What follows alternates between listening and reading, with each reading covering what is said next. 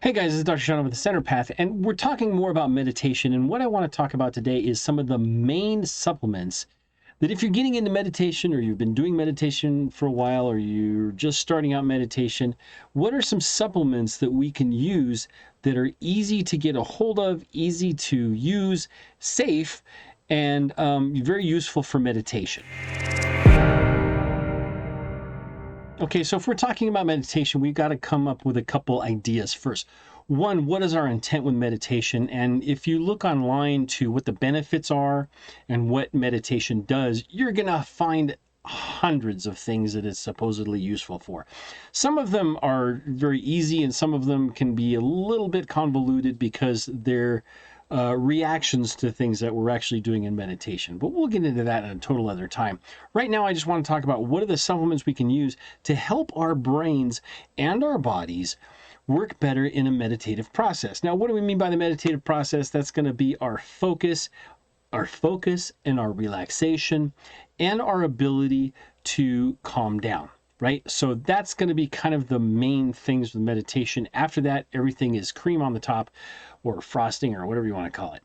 So the number one couple supplements, I'm going to do 4 supplements, 4 things that you should be looking at when doing meditation or working with meditators or actually doing meditation for yourself. I'm going to name 4 supplements that you should be using if you're doing meditation. Now, if you're doing meditation for stress reduction or stress resilience, or you're working with depression or addiction problems, or you're working with other mental health or mental illness issues, or you just want to start calming down, you want to be able to focus better, or you're actually trying to get some insight. So there's different kinds of meditation. We have to take that into account too. There's more focusing meditation and there's more insightful or mind useful meditation. Now, none of these supplements should cause any trouble with any medicines you are on, but make sure and get checked if you are. If you're on any medications, make sure you continue to take those medications because meditation can help reduce medications over time. That is between you, the practitioner, and your prescriber, because you have to actually talk about that because there may be blood tests involved. But here's the 4 main ones that I go through and I make sure that everybody is taking. Number 1, a good kind of oil. Now, this could be a fish oil. If you're vegan, you don't want to have fish oils. You want to have other omega-3, 6, and 9s because the brain tissue, which is what we're using mainly in meditation, is like 50% fat. So calling someone a fathead is okay, right? You're a fathead. And you need good oils in order to keep that thing running properly. Not only that, but those oils help to move chemicals and to store chemicals in the right places for storage or for use. Okay, so good oils are very essential, number 1 thing. I'm going to say that's on the top. Number 2, I would say, is going to be a B complex. What the heck do we mean by a complex? Complex means it has all the B vitamins in there. Now, that's going to include B1, 3, 6, 12. Now there's of course a B3, a B4, B5, B6, B7, B8, but don't worry about those because those are other ones that either our body makes readily or we have easier access in foods. Now B complexes, B6, B12, and the folic acids and folate, those are really good for nerve tissue maintenance and function. So they help some of the electricity and the chemicals move about how it should with those supplements. And also it helps maintain the health of the nervous system. Now we're looking mostly at the nervous system, right? Because we're talking about the brain, but also those are calming chemicals. Number 3 is going to be vitamin D. D3 specifically. Everybody says, well, I get outside, I get enough D. That's not true. You don't. If you have dark skin, you absolutely don't get enough vitamin D. Especially where I'm at. I'm in the northern hemisphere. I'm up in near Colorado. We have very intense sunlight, but it's parsed out with clouds and they say we have the most sunny days of the year, but you don't want to go outside. And if you're outside, you're all covered up, so you're not getting sunlight. You can see sunlight, but that's not how you absorb vitamin D. Vitamin D has to have the sunlight, the UV radiation, activate in the skin. Now, why vitamin D? Isn't that just for bones? No, vitamin D is not just for bones. Vitamin D is super important for your neurotransmitters, serotonin, dopamine, norepinephrine, etc., GABA, and all this kind of stuff. GABA is what it's called.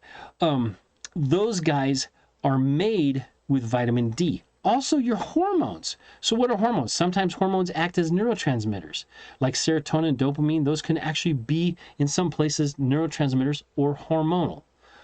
Other things too, epinephrine and norepinephrine. Epinephrine really, your body makes all of those based on the availability of the oils, the B complex vitamins, and that vitamin D3. So vitamin D3 is super important. If you're lighter skinned like I am and other people like that, you're still not getting enough vitamin D out in the sun unless you have at least, what is it, half an hour over 30% of your body. That's a huge amount. Okay, half an hour, 30% of your body. Do you get that every day? Probably not. Vitamin D is good. Now, take it based on whatever the prescription is on the container itself. If you have any problems with them, talk to your prescribing doctors or talk to your healthcare team, whoever they are. Get someone who knows something about some of the supplements so you can get a little bit more specific. Now, the last one in this group, we'll go with minerals. Now, minerals are also what are called cofactors, or also end up as electrolytes, so they help fluids move back and forth. So if you don't want to feel dehydrated, you don't want to feel thirsty, or you don't want to feel boggy in the mind, we have to have those minerals in order to make some of the neurotransmitters and hormones and other things that we need to react properly. What are those ones? They're going to be things like calcium, magnesium, and zinc. Now, you can also do potassium because it's going to have some actions on the heart and the muscles as well. So the minerals that we're going to use, make sure that they're mixed properly. If you take too much calcium, it'll stop you up, which means you get constipation. If you take too much magnesium, it's going to speed you up, which means you get diarrhea. Nobody wants those during meditation, I hope. Finally, though, like as kind of a bonus one, let's talk about some herbs. So some herbs that you can use. Now, we're not talking like psilocybin. I'm not talking peyote. I'm not talking any of those things. Those are mind-altering or mind-changing. We don't want to do that quite yet. That's a different aspect. We want to help focus the mind. So what are a couple of those? Ashwagandha, maca, and ginseng. Ginseng is an increase in your energy, right? Maca will increase some of the fluid movements, and ashwagandha will help stabilize some of the mind stuff. Now, there's a ton more like Gotu Kola, and there's St. John's wort and stuff like that. Those are a little bit more specific. Let's use the basics first. I just finished doing a blog on this, which I'll post some on my blog, actually, the Center Path. And I want to just make sure that we have the right types of minerals and things to do the meditations properly. If we're having problems with what? Stress, depression, anxiety, lack of focus, feeling upset about things, not feeling empathy or compassion, we can work on those in different ways, but these supplements will help us to do that better. So let me know if you're taking any of those supplements. So now I'm not going to prescribe any for you specifically, but I'll give you some hints, okay? And I'm going to be doing some more videos on this very kind of thing about meditation and supplements and what we eat and stuff like that. Make sure you're drinking lots of water. Don't drink water right before a meditation because you're going to have to pee right halfway through it, and that's not a good thing. Well, I mean, it is a good thing because you can always get up and go pee and come back and do meditation.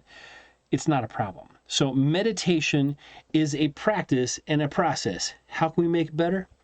Taking the right supplements, eating the right foods, getting the right amount of rest. I have a whole thing on how to sleep better based on meditation and supplementation as well. Those are very, very powerful and very important for you because we want to work on like what is keeping us up. Now, it could be chemical, could be physical, and it could be mental. We'll work on all those three. Anyway, this is Dr. Sean over the Center Path. We're doing meditation and chemistry today. I guess we're doing the chemical part of meditation, which is good for us. And go ahead and subscribe at the bottom or somewhere. I'll put it right up here.